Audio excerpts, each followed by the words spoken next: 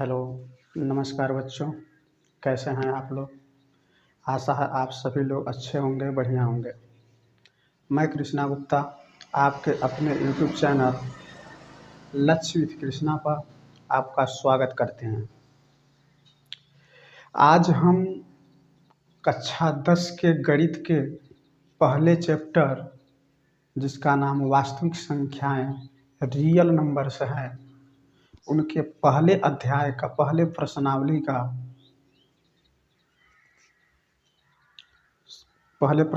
के क्वेश्चनों को हल करेंगे। उसके पहले उनके एग्जाम्पलों को हल करेंगे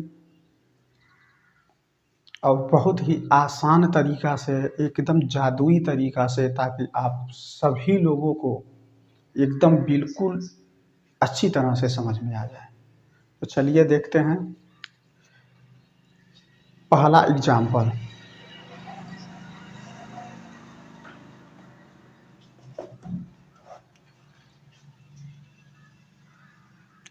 देखिए,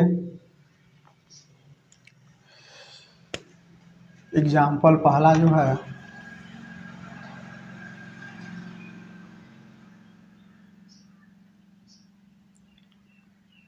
उदाहरण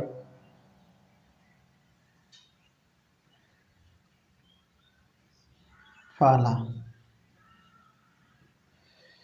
एग्जाम्पल पहला जो है वह आपके एनसीईआरटी के बुक में पहला एग्जाम्पल जो है वह दिया है, दर्शाइए कि प्रत्येक धनात्मक समपूर्णांक, दर्शाइए कि प्रत्येक धनात्मक समपूर्णांक 2q के रूप का होता है।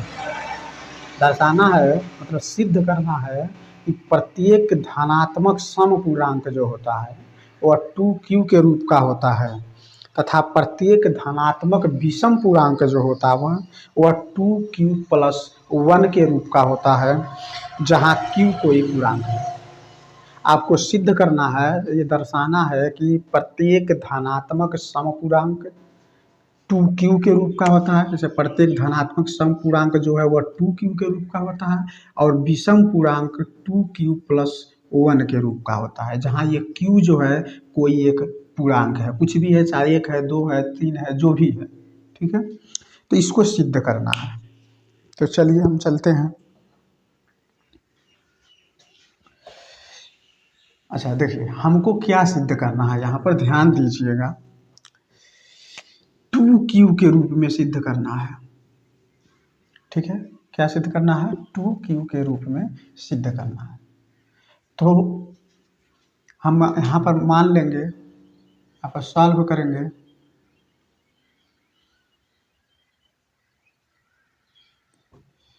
मानेंगे,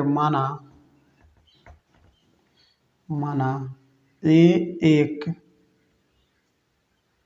धनात्मक पूर्णांक है तथा b बराबर 2q के रूप में सिद्ध करना है, तो b का मान 2 मान लेंगे।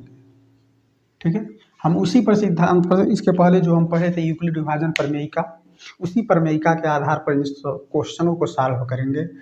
ठीक है, तो हम मान लिए कि माना ए एक धनात्मक पूर्णांक है तथा b बराबर क्या है? 2 है।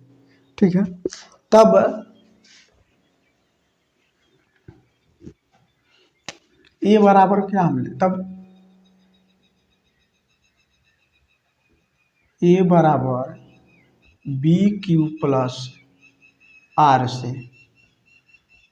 ठीक है, ए बराबर बी 2 है तो 2 मान लेंगे, Q+R होगा। ठीक है, समझ में आ रहा है? देखिए, ए बराबर BQ+R हमारी प्रमेयिका है। यहाँ पर हम ए एक धनात्मक ए को लिख लिए, b बराबर हम माने हैं 2 तो 2 लिख लिए। ये 2 क्यों माने हैं? क्योंकि 2q के रूप में सिद्ध करना है। ठीक है, अब +R। अब यहाँ से जो R है, R के संभव मान क्या होंगे? कौन कौन से मान R को संतुष्ट करेंगे?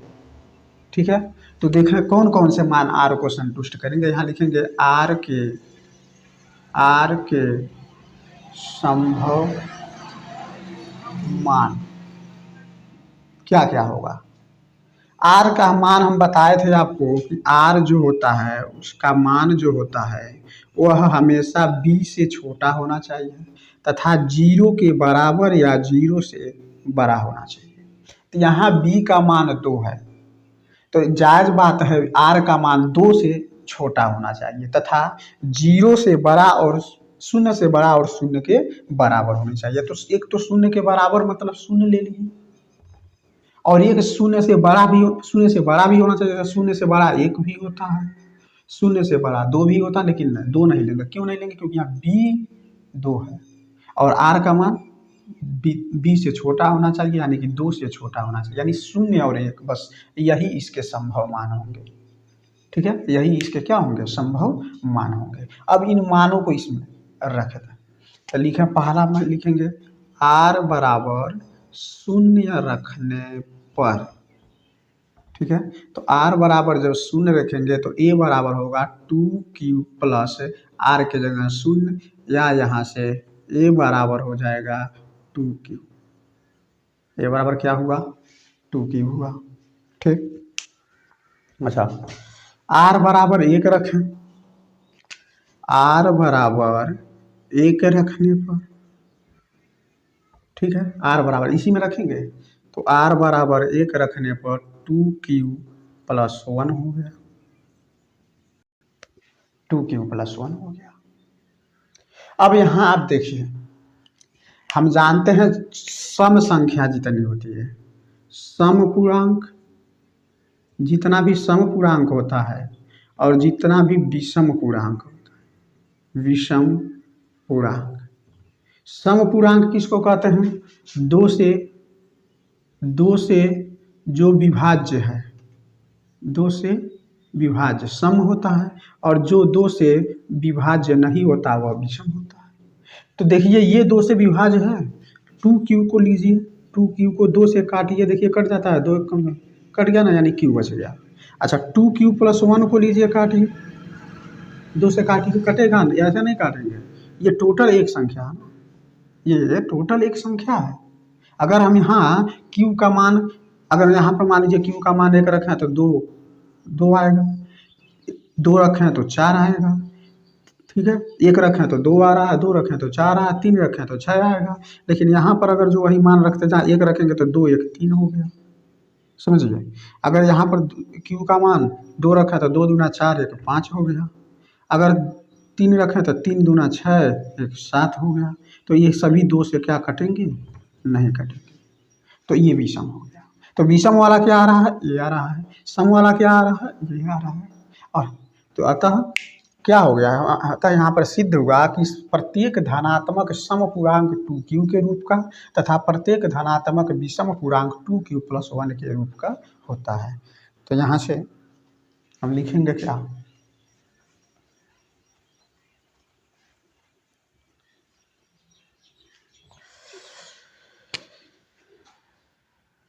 चूंकि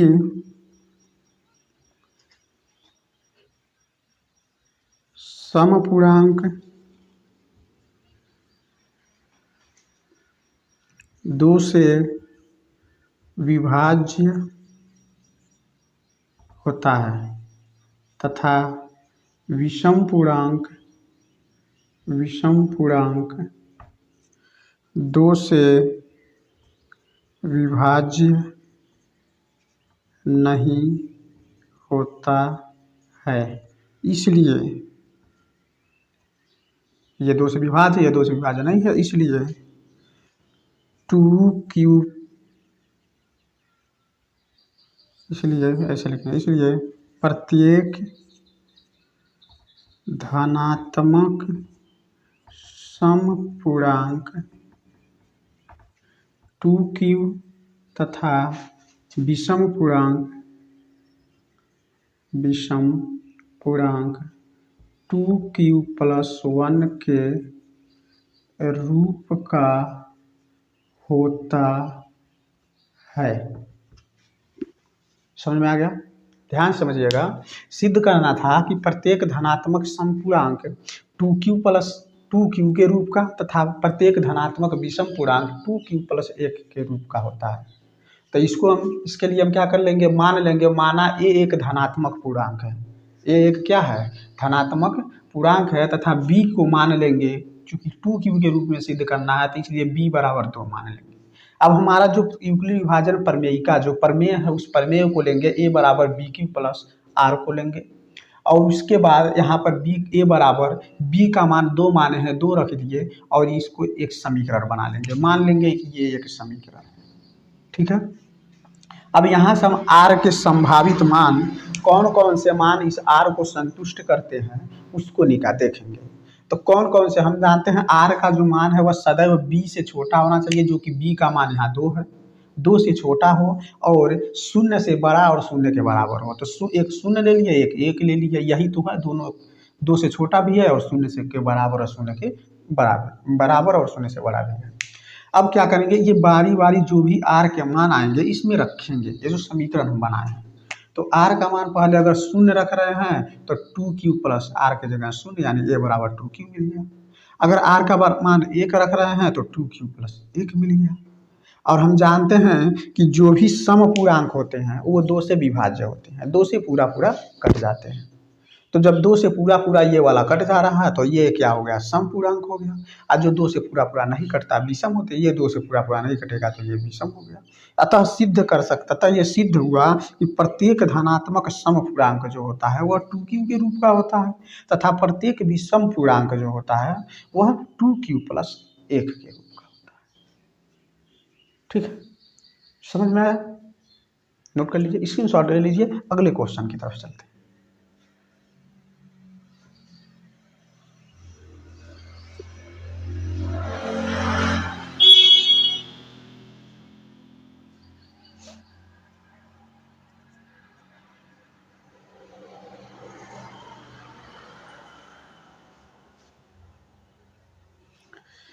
हो गया, चलिए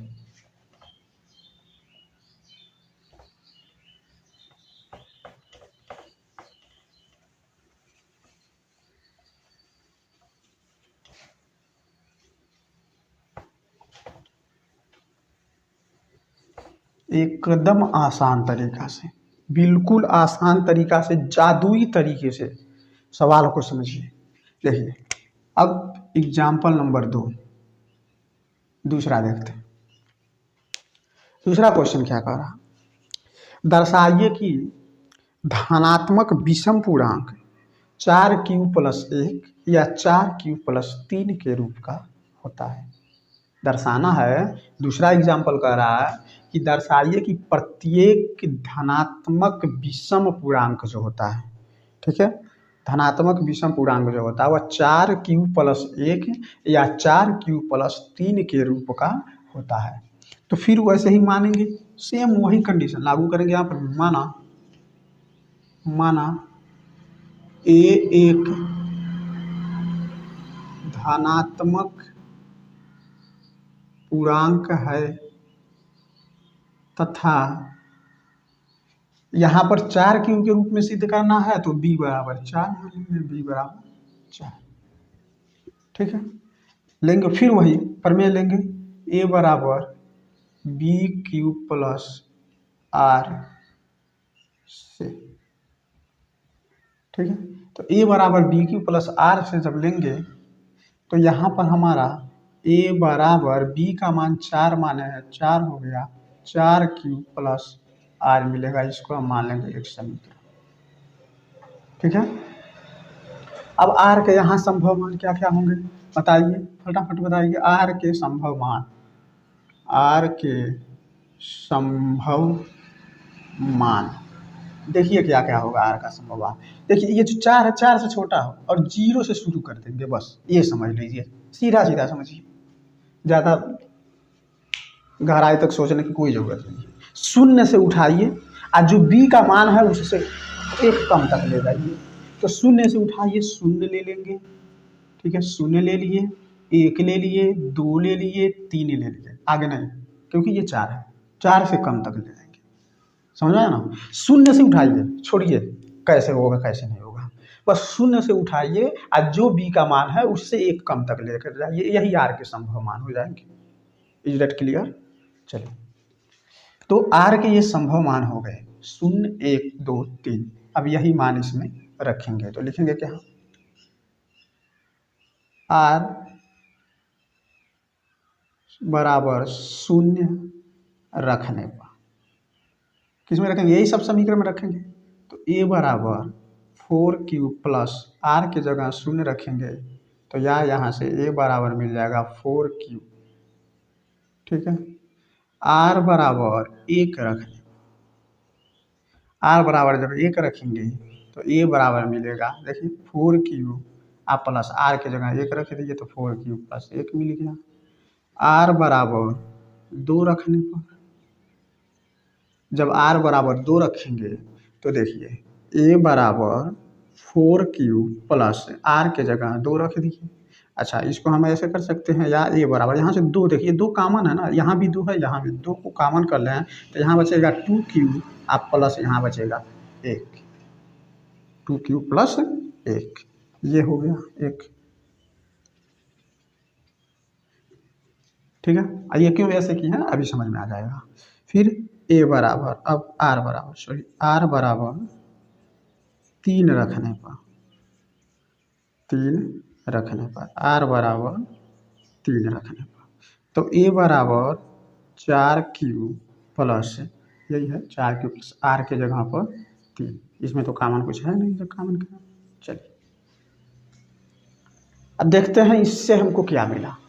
देखिए जब आर बराबर यहाँ अब ये सुनिए, अब ये हमको ए को ही धनात्मक पूर्णांक माने हैं। ए को देखा, ए का मान क्या क्या आया है, ए का मान 4 क्यूब आया है, ए का मान 4 क्यूब प्लस 1 आया है, ए का मान 4, ए का मान जो है 2 इंटू टी क्यूब प्लस 1 आया है, और ए का मान 4 क्यूब प्लस 3 आया है। देखें इसमें कौन कौन सम होगा, कौन कौन विषम होगा। चलिए 4 क्यूब को अगर उठाएं और 2 से विभाजित करें तो 2 से कट जाएगा, 2 क्यूब बचेगा, पूरा पूरा कट गया। अच्छा, 4 क्यूब प्लस 1 को उठाएं और 2 से विभाजित करें, नहीं कटेगा। अगर ये उसको उठाएं 2 इंटू 2 क्यूब प्लस 1 को उठाएं और 2 से विभाजित करें तो 2 से 2 कैंसिल हो जाएगा, पूरा पूरा कट गया। देखिए 2 क्यूब प्लस 1 बच गया। अच्छा, 4 क्यूब प्लस 3 को उठाएं और 2 से विभाजित करें तो क्या कटेगा, नहीं कटेगा। ठीक है, नहीं कटा। तो यहाँ पर कौन कौन संख्या 2 से कटा है, 2 से कटने वाली ये है, 2 से कटने वाली ये है।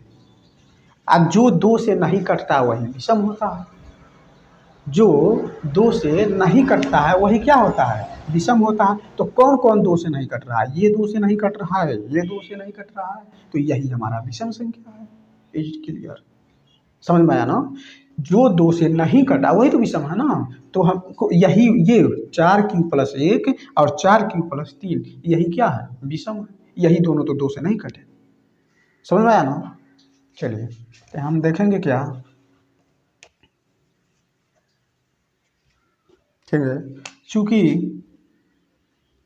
4 क्यूब प्लस 1 तथा 4 क्यूब प्लस 3 2 से विभाज्य नहीं है, नहीं है, इसलिए प्रत्येक धनात्मक विषम पूर्णांक, प्रत्येक धनात्मक विषम पूर्णांक जो है कैसा होगा, 4 क्यूब प्लस 1, 4 क्यूब प्लस 1 या 4 क्यूब प्लस 3 के रूप का होता है।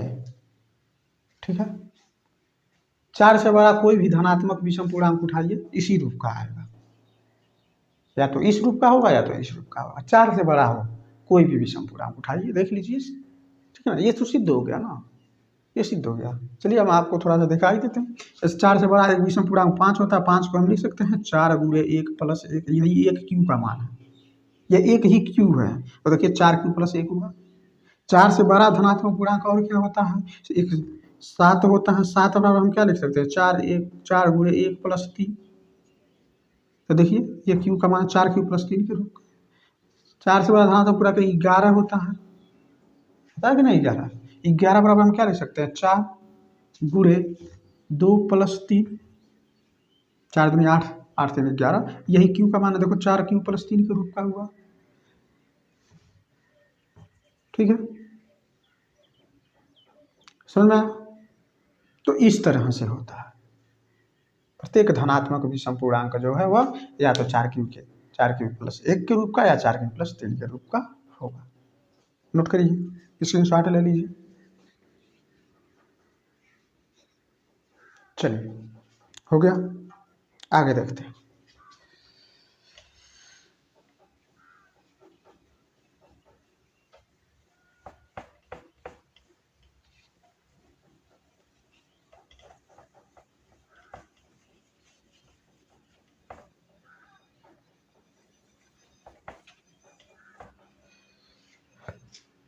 अगला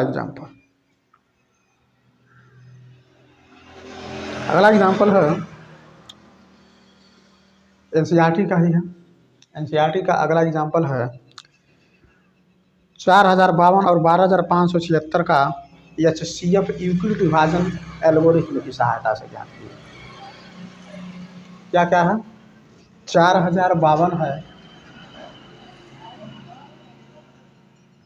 4052 और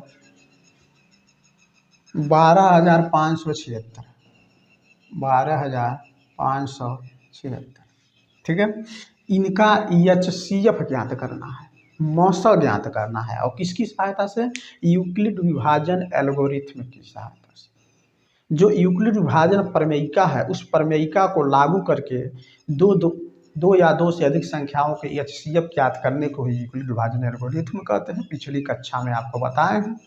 और उसकी सहायता से 1-2 एचसीएफ भी ज्ञात किए थे। तो आज इसका एचसीएफ ज्ञात करते हैं।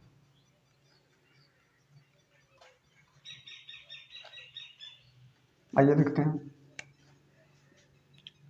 यहाँ हम देखेंगे कौन बड़ा है, यही बताए थे। क्या लिखेंगे? चूंकि 12576 जो है वह बड़ा है 4052 से। तो बताए थे जो बड़ा होता है वह ए का मान होता है, जो छोटा होता है वह बी का मान होता है।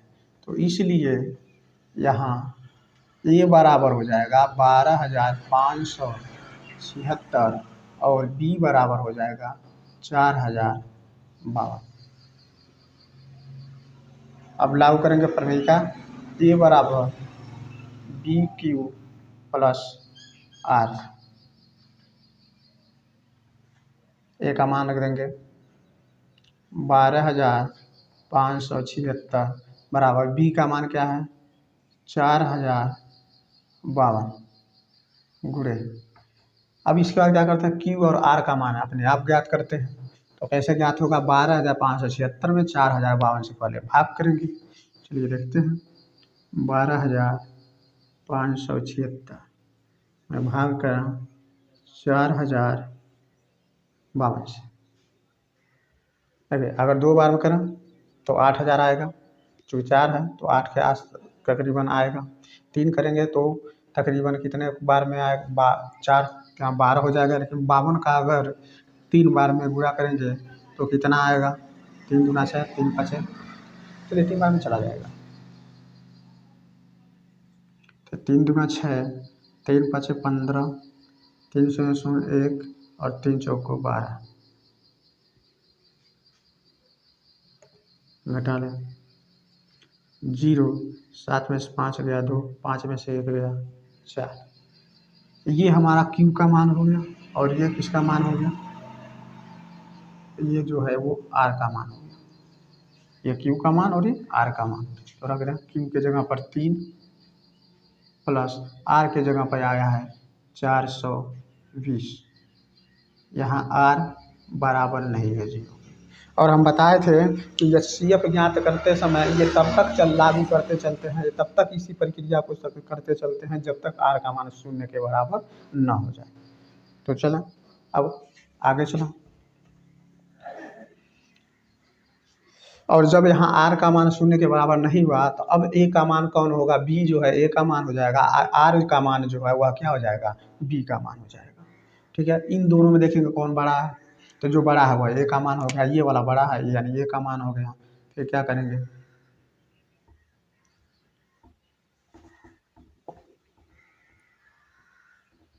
4052 बराबर लेंगे 420 गुणे, चलिए 4052 में भाग करें 420 से, कितने बार में जाएगा, 4/32, 8 बार में देखें अगर तो 8 गुना 16, 8 चौक 32, 33 होगा। 9 बार में देखें, 9 बार में 7, 9 शून्य 0, 9 दूना 18, 9 चौक 36, 1 37, 2 15 में से 8 गया 7, यहाँ बचा 9, 9 में से 7 गया 2, 15 में से 8 गया 7, 9 में से 7 गया तो ये हो गया हमारा Q का मान और ये हो गया R का मान। Q के मान के जगह लिख दें 9 प्लस R का जो मान है वो 272 आया, तो 272 लिख दें। यहाँ भी देखें R का मान 0 के बराबर नहीं, बढ़िया से समझिएगा, ध्यान से समझिएगा। यहाँ भी R का मान देखिए, यहाँ पर जब 12,576 को किए तो ये 3 बार में गया और 420 बच गया, तब फिर इसमें जो बड़ा था वो A का मान हो गया, R B का मान हो गया। अब यहाँ पर भी देख रहे हैं फिर भाग पूरा R का मान 0 नहीं हुआ, तो फिर यहाँ पर क्या करेंगे, अब ये वाला A का मान हो जाएगा, ये B का मान हो जाएगा, यानी ये बड़ा है तो ये A का मान हो गया कितना 420 बराबर, और ये B का मान हो गया कितना 272 गुणे, देखा कितने बार में जाएगा, तो 420 को अगर भाग करें 272 से तो एक बार जाएगा सिर्फ, 10 में से 2 जाएगा 8 हो गया, 11 में से 7 जाएगा तो 4 हो गया, और यहाँ बचा 3, 3 में से 2 गया 1 हो गया, तो ये हो गया Q का मान, ये हो गया R का मान, ये Q का मान हुआ और ये R का मान हो गया। तो Q के मान को रख दें, Q का मान 1 आ रहा है, अब प्लस R का जो मान है वह 148 हो गया। यहाँ भी देख रहे हैं R जो है वह 0 के बराबर नहीं, यहाँ पर भी R जो है वह 0 के बराबर नहीं है। फिर वही प्रक्रिया करेंगे, बताएं आपसे तब तक करेंगे जब तक कि 0 के बराबर न आ जाए, कभी ना कभी 0 के बराबर तो आना ही है। चलो अब इसको लेते हैं 272 और 148, ये बड़ा है A का मान हो गया, छोटा है B का मान हो गया। अब 272 में 148 से भाग करते हैं, तो 272 में भाग कर दिए 148 से, देखा कितने बार में जाएगा, 2 बार में जाएगा क्या, 2 8 16, 2 चौक 8, 2 कम 2 14 दूना 28, 2 बार में नहीं जाएगा, एक ही बार में देखिए, 2 8 16, अगर 2 8 16, 2 चौक 8 1 9, 2 1 कम 2, 296 हो जाएगा, अधिक हो जाएगा, तो एक बार में जाएगा 148 होगा, हटाएंगे 12 में से 8 गया 4 हो गया, 6 में से 4 गया 2 हो गया, ठीक है, 2 में से 1 गया 1 हो गया, ये हो गया Q का मान और ये हो गया R का मान। Q का मान 1 तो 1 रख दें प्लस R का मान आया 124, यहाँ भी R 0 के बराबर नहीं हुआ, तो फिर वही प्रक्रिया लेंगे, 148 लेंगे और 124 लेंगे। चलो 148 बराबर 124, ठीक है, यहाँ भी देखें एक ही बार जाएगा, एक ही बार जाएगा, 124 दूना कर देंगे तो 248 हो जाएगा, तो ये है 148, तो कितने बार में जाएगा, एक बार में जाएगा, तो एक बार में जब जाएगा तो बचेगा कितना, तो बचेगा कितना, देखिए 8 में से 4 गया 4 बच गया, और 4 में से 2 गया 2 बच गया, तो 24, यहाँ बच गया 24, यहाँ भी R 0 के बराबर नहीं है। यहाँ समझ में आया ना, नहीं समझ में आता ऐसे ही भाग कर लीजिएगा, 148 में 124 से आ जाएगा आपका, जैसे ये एक बड़ा ये Q बराबर ये 1 आ जाएगा और नीचे ये 24 बचा रहेगा। अभी 0 के बराबर नहीं आया, अभी भी 0 के बराबर नहीं आया, तो अभी भी जब शून्य के बराबर नहीं आया तो फिर वही प्रक्रिया लागू करेंगे। 124 को लेंगे, 124 को लेंगे और 24 को ले लिए। अब भाग करो गुड़े, 124 में 24 से भाग करें, 124 भागा 24 भाग करें, कितने बार में जाएगा?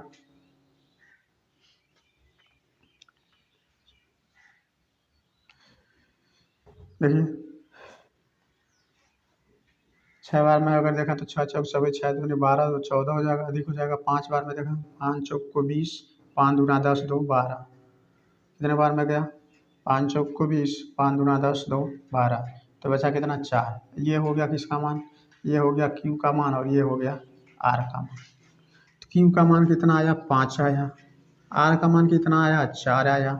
यहाँ भी R 0 के बराबर नहीं है, यहाँ भी R 0 के बराबर नहीं है। तो फिर वही प्रक्रिया लागू करेंगे, 24 को लेंगे, अब 4 को ले लिए गुड़े, देखो 4 छक्का 24 होता है, अब प्लस R का मान तब 0 बचेगा। देखा 24 में 4 से जब भाग करेंगे तो 4 छक्का 24 0 बच गया। तो ये क्या हो गया? Q का मान, ये क्या हो गया? R का मान। Q का मान 6, R का मान 0। यहाँ R बराबर हो गया 0, यहाँ R बराबर हो गया किसके? 0 के। तो यहाँ देखेंगे कि चूंकि R जो है वह बराबर 0, इसलिए HCF ऑफ किसका किसका याद करना था? 4052 और 12576 बराबर कितना है? तो हम देख लिए कि हाँ R चलो 0 बराबर है। अब HCF कितना होगा? तो हम बताएं जिस लाइन में R 0 के बराबर हुआ है, इसी लाइन में हुआ है, इस लाइन में R 0 के बराबर हुआ है, उसमें हम देखेंगे B का मान कितना है, वही HCF होता है। तो B की मान की तुलना कर लीजिए, और से नहीं सुना देखिए ये वाला लाइन है, चलिए इस प्रमेयिका से तुलना करिए। A बराबर 24, B 4, Q 6, R 0, तो B कितना है? 4। तो यही 4 क्या हो गया? HCF हो गया। समझ में आया? इसको समझ में नहीं आएगा वीडियो को फिर देखिएगा, फिर देखिएगा, फिर देखिए, तब तक देखिएगा जब तक समझ में ना आए, गारंटी है समझ में आएगा। ठीक है, नोट कर लीजिए।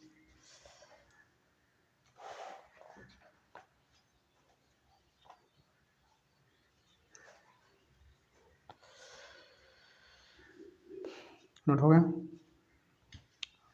तो आज वीडियो को यहीं पर समाप्त करते हैं।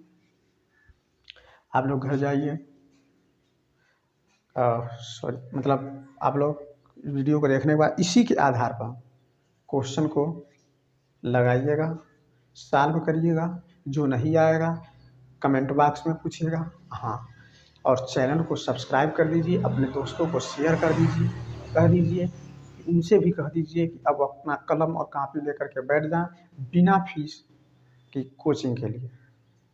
हम गारंटी देते हैं कोचिंग की कोई आवश्यकता नहीं पड़ेगी। अगर आप हमारे चैनल से जुड़े हैं तो वीडियो को लाइक कीजिए, चैनल को सब्सक्राइब कीजिए, दोस्तों को शेयर कीजिए, और यदि कोई आपकी क्वेश्चन हो तो कमेंट बॉक्स में क्वेश्चन को भेजिए, आपके जवाब अवश्य लिए जाएंगे।